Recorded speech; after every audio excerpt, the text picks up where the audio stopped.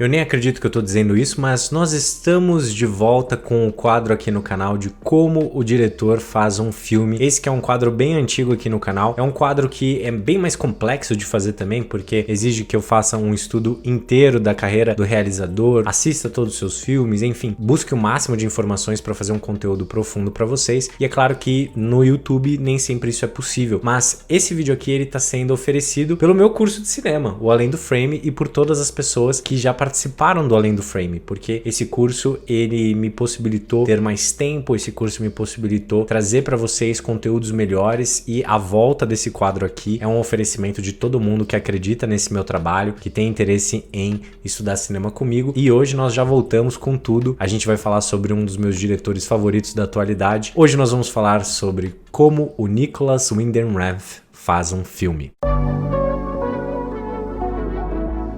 Todas as pessoas que acompanham o meu trabalho sabem que meu grande objetivo é contar histórias. E durante muito tempo esse objetivo estava relacionado à interpretação. E por isso, uma das minhas grandes pesquisas da vida é entender como os diretores realizaram seus filmes, como os grandes mestres que já partiram construíram seu legado e como todos os artistas em atividade lidam com o seu ofício e o mundo à sua volta. Uma das primeiras lições que aprendemos quando começamos a estudar a carreira dos artistas é que não existe um caminho convencional para conquistar a sua voz no mundo da arte. Cada um conquista seu caminho de formas diferentes e é um percurso sem qualquer tipo de aviso prévio de como chegar lá. E ainda que pareça mais fácil para uns do que para outros, construir a sua própria voz é uma jornada de muita dor, sangue e uma obsessão inexplicável. E hoje nós vamos falar sobre um diretor que sabe muito bem disso, um diretor que divide opiniões em tudo que faz ou fala e que consegue falar sobre a arte de uma forma profunda e apaixonada. O mais interessante é que ele conseguiu usar todas as suas limitações, e eu falo isso entre aspas, ao seu favor, e transformou todos os seus privilégios nos seus maiores obstáculos. E quando nós falamos desse diretor, alguns filmes são mais conhecidos pelo público. Você provavelmente já ouviu falar de Bronson, Neon Demon, Only God Forgives, ou talvez a sua série mais recente Too Old to Die Young, e é claro,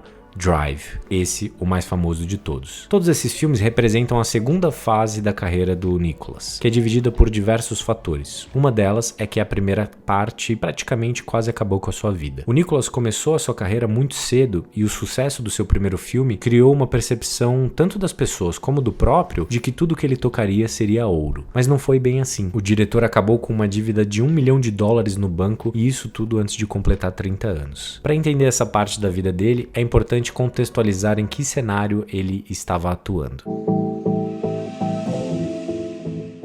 Isso é sempre muito importante de se pensar. Esse artista realizou sua obra em que contexto? No caso, o diretor nasceu em uma família de artistas. A sua mãe e padrasto eram fotógrafos e o seu pai, um editor de filmes importante na Dinamarca, que realizou diversos trabalhos com Lars von Trier, que antes da sua declaração em Cannes e de ter sido cancelado, era o diretor mais importante da Dinamarca. Ou seja, ele nasceu em um ambiente fértil. Geralmente, pessoas que nascem em uma família de artistas têm mais facilidade para entrar nesse mundo, ou pelo menos é isso que quem é de fora imagina. Aos 8 anos de idade, ele foi para Nova York com a sua mãe e o padrasto, e por lá ficou até os 17 anos de idade, quando teve que voltar para a Dinamarca. E nessa fase, ele construiu algumas das fundações do seu cinema. O diretor foi diagnosticado com dislexia e só aprendeu a ler aos 13 anos de idade, o que também foi agravado pela troca de países. E além disso, ele também é daltônico, o que significa que a sua percepção das cores é completamente diferente. Em alguns casos você nem percebe as cores. No caso dele, ele percebe, mas elas precisam estar muito fortes para que ele possa enxergá-las. Esses dois elementos que poderiam ser vistos como obstáculos foram abraçados pelo diretor ao longo da sua vida como as suas principais qualidades. E ele acredita que é possível com a arte transformar suas fraquezas em suas maiores forças. E isso é muito visível na sua filmografia. Mas é claro que essa é a percepção do diretor hoje, depois de muitos anos de estrada e muitos traumas. Para vocês terem uma ideia do quanto eu gosto desse diretor e do quão nerd eu fui, eu assisti 8 entrevistas dadas por ele em um programa de televisão na Dinamarca, tudo em dinamarquês ali com a legenda em inglês, né? Onde o diretor contou muito sobre sua vida e principalmente como ele usou a arte para se rebelar. O diretor, ele não bebe, não fuma e morre de medo das drogas. Então, como adolescente, ele precisava encontrar outras fontes para incomodar sua família. e ele encontrou isso tanto na televisão americana como nos filmes de exploitation. O filme favorito do diretor é O Massacre da Serra Elétrica, que para quem já viu o filme de 74 sabe que é uma experiência que une o gênero com uma proposta bastante experimental, artística e surreal. É um filme super esquisito. E o seu olhar para a violência começou a nascer na relação com esses filmes. E o interessante para além disso é a sua rebelião contra o bom gosto na arte representada pela sua família. Ele queria criar o oposto daquilo. Ele considera até hoje essa ideia do bom gosto como um grande inimigo da criatividade. A Dinamarca é um país com 5 milhões de habitantes e o Nicholas cresceu ali entre a nata artística da Dinamarca, ou seja, pessoas que se consideram com um excelente gosto para a arte, né, para as escolhas que elas fazem em relação à arte. Então, Nicholas cresceu em um ambiente onde existia os bons filmes e os filmes ruins, e ele optou justamente em encontrar a arte dentro desses filmes. Hoje ele é dono de um streaming chamado Buy NWR, que é basicamente uma ode a esses filmes marginalizados, filmes que poderiam ser considerados ali por uma classe mais elitizada artística como filmes de segunda categoria. Ele particularmente ama esse tipo de filme e tem trazido cada vez mais para suas obras essa relação.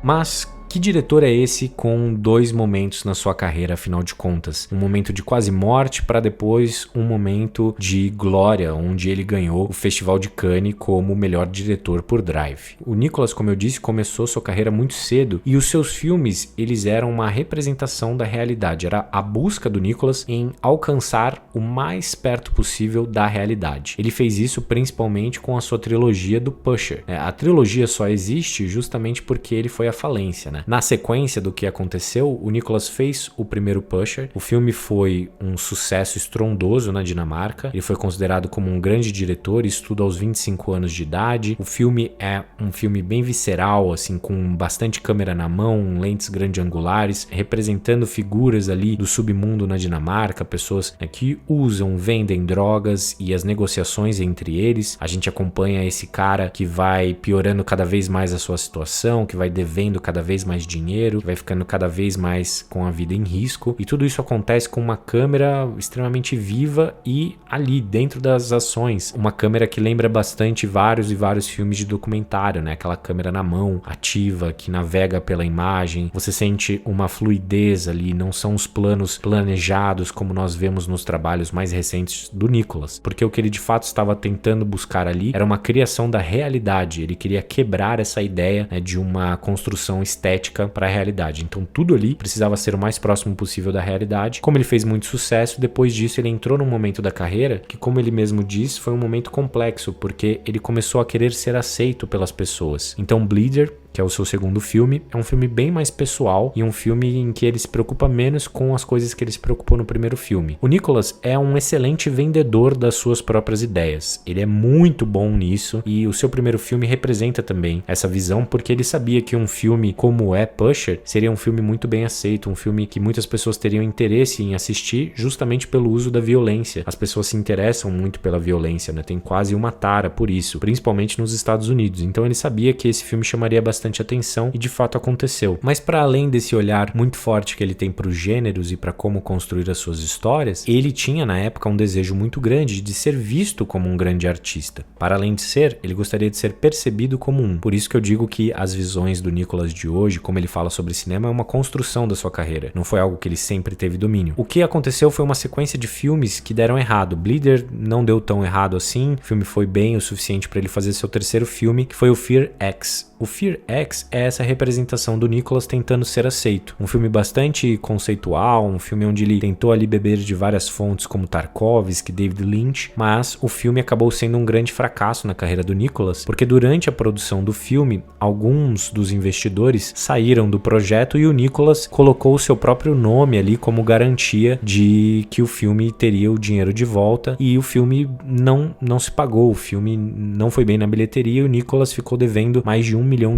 dólares, $1 milhão acaba com a vida de qualquer pessoa, como ele mesmo dizia. E por isso ele foi fazer o Pusher 2 e 3, porque existia uma expectativa de recuperar seu dinheiro, e naquela situação ali daquele programa que eu falei pra vocês, ele estava completamente derrotado. Ele era um diretor que tinha sido um sucesso, mas que já tinha caído, e ele se expõe de uma forma absurda. Quanto ele queria vencer, o quanto ele queria ser invejado, mas na verdade ele estava invejando outros diretores.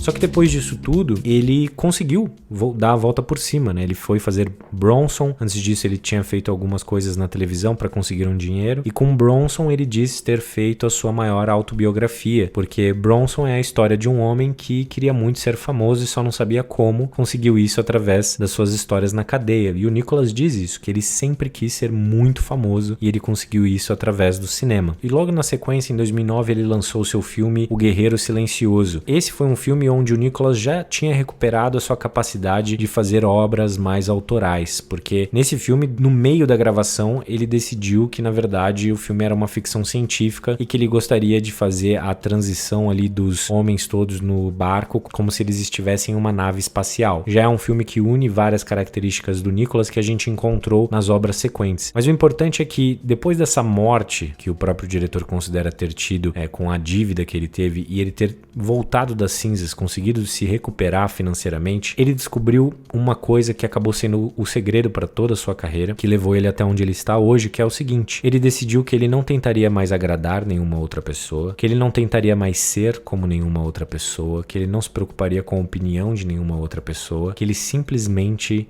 seria ele. E que ele seria a própria inspiração para suas obras. Ele considera que os seus filmes são uma espécie de canvas para que ele possa preencher com os seus medos, com a sua raiva, com a sua sensibilidade, com as suas ideias. Então ele começou a utilizar o cinema como essa espécie de representação de si próprio. Algo muito parecido com a cultura dos autores, que foi intensificada pelos franceses na Nouvelle Vague, em que muitos filmes representavam o autor. O Nicholas Winding Refn é um diretor autoral. Os filmes dele são extremamente autorais. Talvez o filme que ele tivesse corrido o risco de mais sair disso tudo foi justamente o Drive, que deu ao Nicholas a glória em Cannes, e eu acho que em Drive ele faz uma mistura perfeita entre um filme de gênero com um olhar europeu, com um ritmo diferente, com um trabalhar dos planos completamente diferente. E percebam que em Drive ele de fato começa a trazer essa estética que ele carregou pro Only God Forgives, pro Neon Demon e também para o Too Old to Die Young, que é essa estética onde ele mudou completamente a sua busca. Antes ele buscava chegar o mais perto possível da realidade e agora ele diz criar a hiperrealidade, uma representação artística da realidade que busca encontrar uma realidade que é outra, uma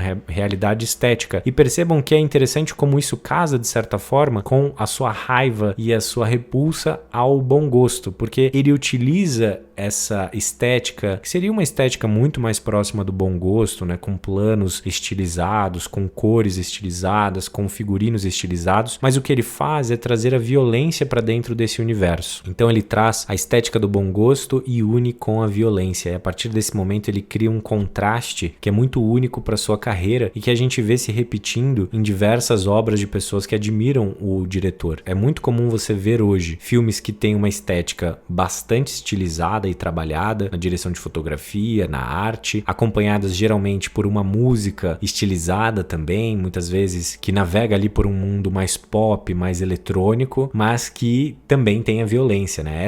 Essa criação é uma criação muito forte do Nicholas Winding Refn e dessa mistura que ele teve tanto com as referências de casa como as referências da sua revolta. Então ele é um diretor que bebe muito tanto do Massacre da Serra Elétrica e também de Tarkovsky, e ele junta esses elementos. O Nicholas conseguiu não só restabelecer sua carreira, como entrar na sua melhor fase, onde ele não tenta agradar aos outros, pelo contrário, depois de fazer Drive, todo mundo imaginava que ele faria algo muito parecido e ele entrega Only God Forgives, que é um filme completamente diferente de Drive, que vai para um outro caminho. É um diretor que gosta de construir as suas narrativas, tentando fazer sempre o oposto do que nós, o público, esperamos. E agora ele tem o seu próprio streaming, provavelmente vai produzir coisas originais para o seu próprio streaming, e quando teve a oportunidade de fazer uma série com carta branca na Amazon Prime, ele criou algo único, algo completamente diferente do que todas as outras séries estão criando. Como ele mesmo diz, não é uma série, é um filme de 13 horas. Eu amei aquela série, fiz um vídeo pra falar de Too Old to Die Young aqui no canal, mas o que eu mais gostei daquela experiência é de estar sendo carregado por um realizador para caminhos que eu não necessariamente estava esperando. E não necessariamente a série entregou tudo aquilo que eu esperava, ela entregou mais, só que em outras direções que eu ainda não conhecia e que ele, como um grande realizador, sempre pode nos trazer. Então, em tempos onde as pessoas estão se repetindo, é sempre muito interessante acompanhar o trabalho de alguém que não necessariamente sempre vai te agradar com as obras. Muitas vezes ele vai te provocar, vai te levar para caminhos que você não entendeu, mas é um artista, e é um artista com a câmera. E o próprio Jodorowsky, que é um dos diretores mais interessantes de todos os tempos, disse que o Nicholas Winding Refn o tirou da sua depressão em relação ao cinema, porque em tempos onde os filmes já chegam pisando em ovos, fazendo coisas, enfim, que todos nós já sabemos, é muito legal